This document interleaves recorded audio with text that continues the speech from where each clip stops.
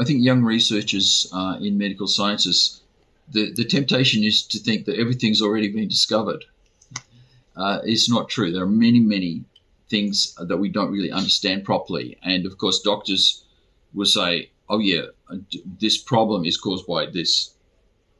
But often there's no data behind it. It's just a tradition to blame it on things like that. So I'll give you an example. So, high blood pressure, we call it essential hypertension. That means people have it and we don't know what caused it.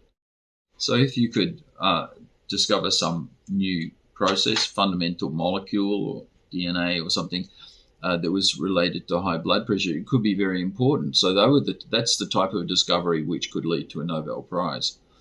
But I would just say we want to encourage young people to keep their enthusiasm, and they work so hard and in science, and the rewards are very few and far between. But there are many careers in science for people, so you should follow your heart. And curiosity-driven research is where you will find new things, surprising new things, which could ultimately be important for millions of people. So they're the things that will win the Nobel Prize.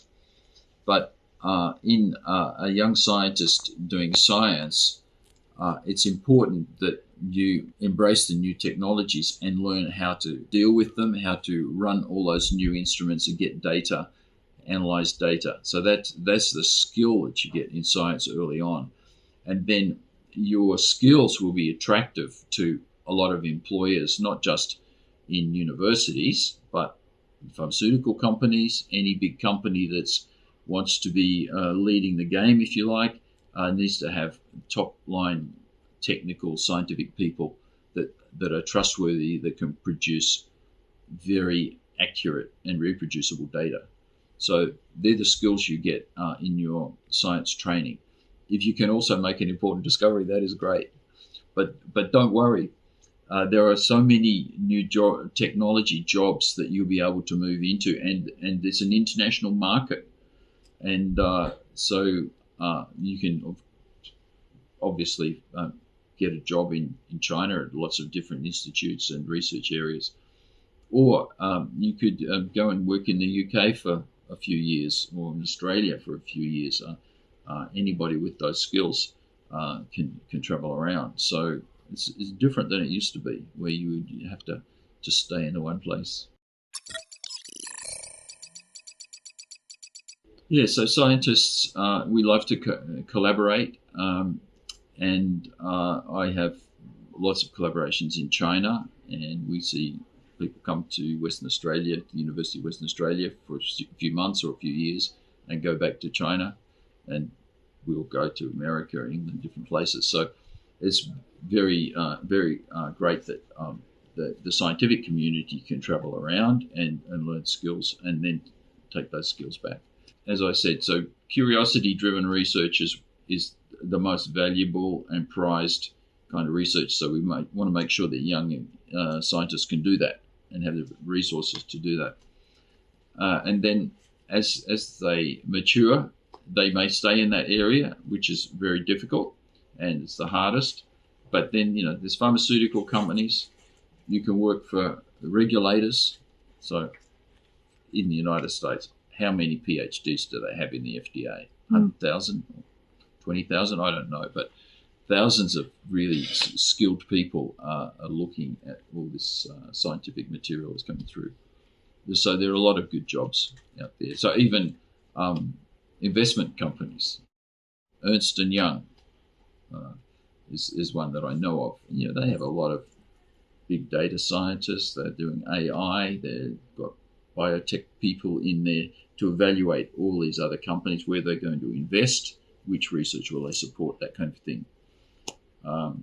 And some of the highest levels are actually looking at the control and the statistics related to clinical trials to see, is it really significant? And I know at this conference here, I spoke to somebody who's a health economist, so with the government is there like, you can always spend more money in health. So you have this much money, let's put it in places where it's most efficient. So all those different technologies are important in not only health but any kind of scientific progress. So why is scientific progress so good? Without scientific research and progress like that, we're just going to stay the same. Everyone's going to keep doing the same thing. So you need to have some innovators coming in and competing against the current paradigm and maybe making the changes.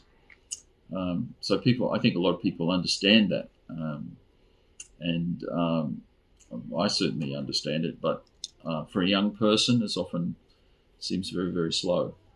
But looking back on it from my career, the last 20 years, it's a miracle as far as I can tell.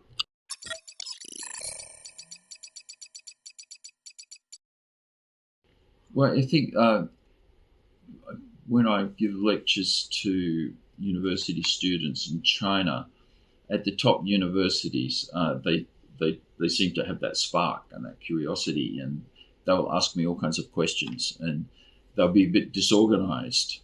And other institutions where maybe it's not so highly ranked, people are a bit more regimented and average. And they are a little bit shy about asking me difficult questions.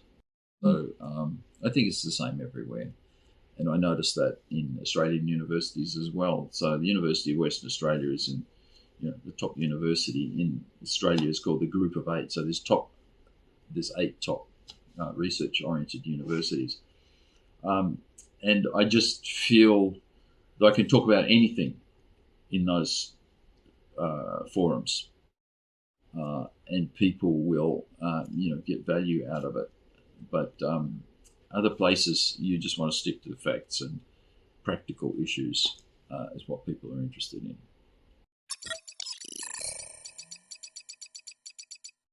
It will happen. Those discoveries, they might already be made, but it will be 10 years before we understand how important they are.